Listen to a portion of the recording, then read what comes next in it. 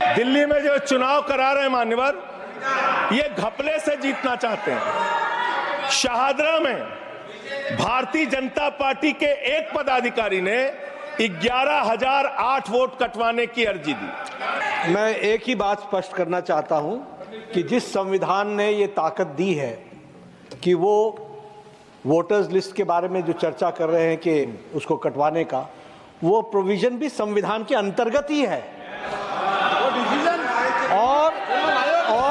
और उसमें देखने वाली बात यह है कि ये इतने दिन सत्ता पे कहीं रोहिंग्या और बांग्लादेशी के वोटों पर तो नहीं बने हुए थे। हमारे उत्तर प्रदेश के भाई, हमारे पूर्वांचल के भाई, हमारे यूपी बिहार के भाई जो 40-40 साल से दिल्ली में रह रहे हैं, अपने श्रम अपने खून पसीने से दिल्ली को बना रहे हैं, आप उनको रोहिंग्या करें।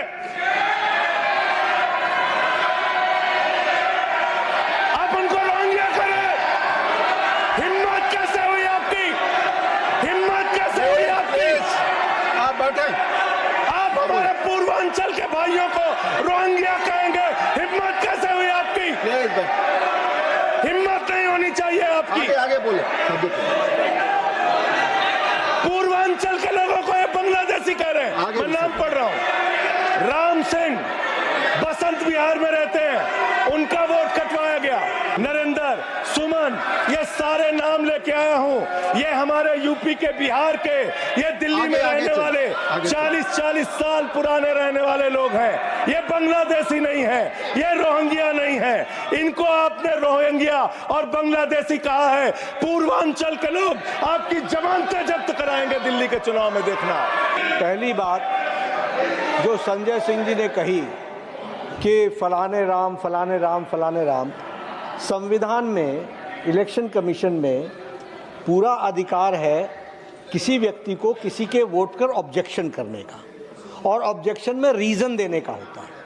जिन लोगों ने भारतीय जनता पार्टी की तरफ से ऑब्जेक्शन दिया है तो साथ में रीज़न भी दिया है, और वो चाहे पूर्वांचल हो, चाहे रोहिंग्या हो, चाहे बांग्लादेशी हो, चाहे घुसपैठिया हो, वो सब उसमें आते हैं। दूसरी बात, इसलिए इसको राजनीतिक रंग देने की जरूरत नहीं है। दरअसल ये सारा ताना बाना पूर्वांचलियों के वोट बैंक के लिए बुना जा रहा है, क्योंकि आज की तारीख में दिल्ली की सियासत में पूर्वांचलियों का अपना खास दबदबा है। दिल्ली चुनाव आयोग की ओर से जारी ड्राफ्ट मतदाता सूची के मुताबिक दिल्ली में कुल 1.52 करोड़ मतदाता हैं, जिसमें करीब 40 से 45 लाख के आसपास पूर्वांचल यानी यूपी बिहार से ताल्लुक रखते हैं। यानी दिल्ली की जनसंख्या में तकरीबन 27 से 30% आबादी यूपी बिहार के लोगों की है। दिल्ली के 70 विधानसभाओं में से 17 विधानसभा पूर्वांचली बाहुल्य और लगभग 25 सीटों पर प्रत्याशियों के जीत हार का फैसला करते हैं। कुछ सीटें ऐसी भी हैं जहां पूर्वांचलियों की संख्या 40% से ज्यादा है। जाहिर है दिल्ली में सत्ता की चाबी किसके हाथों में जाएगी, इसका निर्णय लेने में पूर्वांचल के लोगों की अहम भूमिका है। यही वजह है कि अरविंद केजरीवाल ने पूर्वांचली वोटर्स को साधने की पूरी कोशिश की। जहां एक तरफ इन्होंने पूर्वांचल समाज को उजाड़ने का पूरा प्लान बनाया है दिल्ली के अंदर भारतीय जनता पार्टी ने, मैं ये कहना चाहूंगा कि जब से आम आदमी पार्टी बनी है, हम लोगों ने दिल्ली के अंदर पूर्वांचल समाज को सम्मान देने और उनको बसाने का काम किया है। दिल्ली में उत्तर प्रदेश से और बिहार से बहुत लोग आते हैं। मोटे मोटे तौर पे 2 कारण से आते हैं। एक नौकरी की तलाश में आते हैं और एक स्टूडेंट्स आते हैं, पढ़ाई लिखाई करने के लिए आते हैं।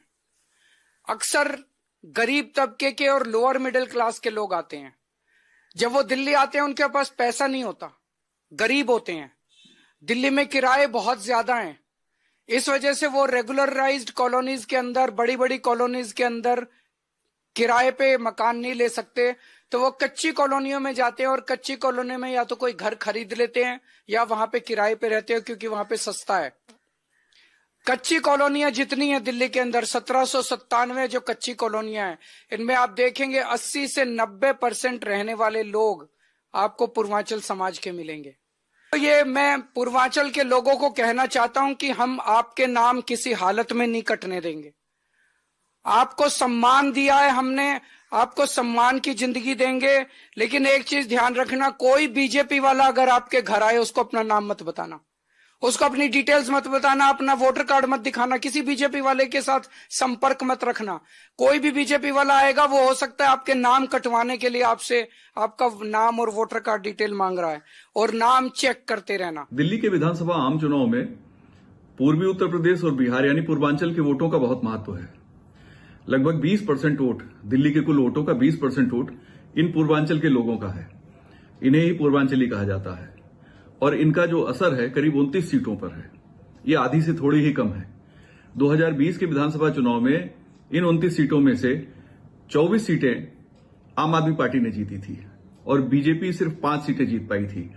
तो आम आदमी पार्टी के लिए ये पूर्वांचल के वोट बहुत महत्वपूर्ण इसीलिए हैं कि उन्हें जीत का बड़ी संख्या इस इलाके से उनको मिली थी। और मिली थी क्यों? क्योंकि पूर्वांचल के ज्यादातर लोग वहां रोजगार की तलाश में हैं।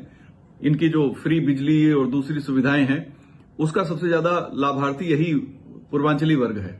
इस बार जब रोहिंग्या के खिलाफ ड्राइव चल रहा है तो निश्चित तौर पे वो उसे इस मुद्दे से जोड़कर पूर्वांचल के लोगों को डराने की कोशिश आम आदमी पार्टी कर रही है ताकि इस पूरे वोट बैंक पर अपनी पकड़ बनाए रखे।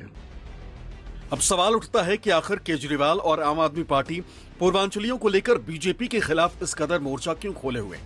तो इसका जवाब है सरकार बनाने में पूर्वांचलियों की अहमियत। दिल्ली में कभी पंजाबी, जाट, गुर्जर और वैश्य समाज के लोग ये तय करते थे कि सरकार किसकी बनेगी, लेकिन पिछले 10 से 15 सालों में ये समीकरण बदल गया। वैसे तो इससे पहले भी थोड़ा बहुत ही सही, मगर दिल्ली में पूर्वांचल के मतदाता सरकार के गठन में अहम भूमिका निभाते रहे।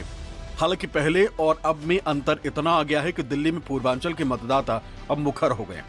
इसका मतलब यह है कि पूर्वांचली वोटर्स को साधे बिना अब कोई भी पार्टी सत्ता नहीं हासिल कर सकती। पिछले कुछ चुनावों का रुझान बताता है कि ज्यादातर पूर्वांचली वोटर्स का झुकाव आम आदमी पार्टी की तरफ रहता।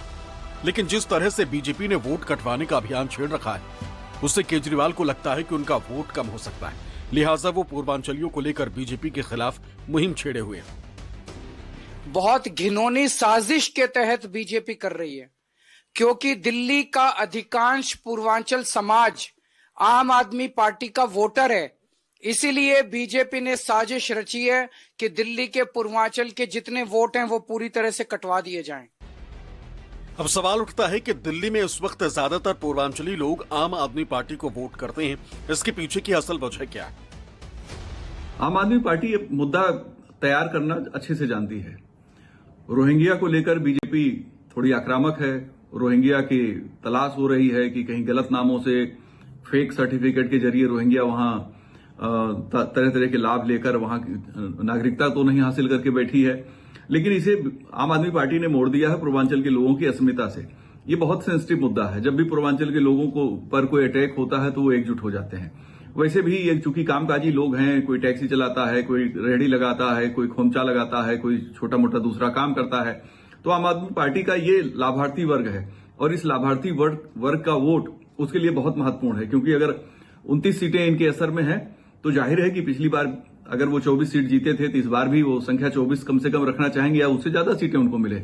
इसीलिए रोहिंग्या के मुद्दे को उन्होंने डाइवर्ट करके पूर्वांचल अस्मिता से जोड़कर, पूर्वांचलियों के साथ जोड़कर इसको एक राजनीतिक मुद्दा बना दिया और बीजेपी को घेर रहे हैं। केजरीवाल के ये दावे यूं ही नहीं, आम आदमी पार्टी को न सिर्फ पूर्वांचल के लोग वोट करते हैं बल्कि पार्टी की ओर से पूर्वांचलियों को भागीदारी भी दी जाती। पिछले यानी 2020 के दिल्ली विधानसभा चुनाव में आम आदमी पार्टी की ओर से 10 से 12 ऐसे उम्मीदवार उतारे गए थे जो किसी न किसी रूप से पूर्वांचल से ताल्लुक रखते थे। वहीं बीजेपी ने 8 पूर्वांचलियों को टिकट दिया था।